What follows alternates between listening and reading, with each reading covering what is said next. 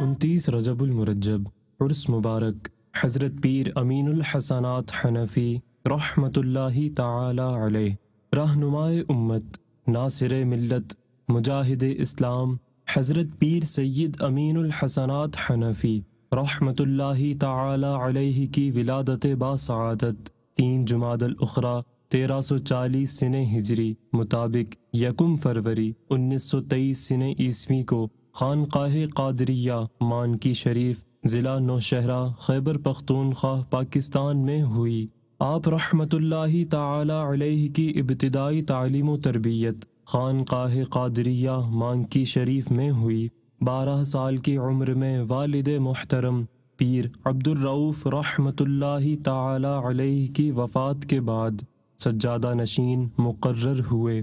صدر الافاضل حضرت مولانا سید محمد نعیم الدین مراد آبادی اور پیر سید جماعت علی شاہ جیسے علماء کرام و پیران عظام رحمۃ اللہ تعالی علیہما آپ کے ہم عصر و رفیق ہیں۔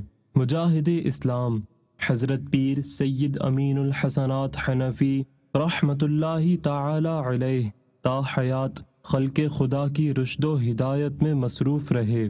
آپ نے عقائد و نظریات کا تحفظ کیا، عشق سرکار سے سرشار کیا، اخلاقی و روحانی تربیت کی، اسلام و مسلمانوں کی سربلندی کے لیے کوشاں رہے، قرآن و سنت کی تعلیم عام کی۔ آپ رحمۃ اللہ تعالی علیہ نے تا حیات کارہائے نمایاں سر انجام دیے۔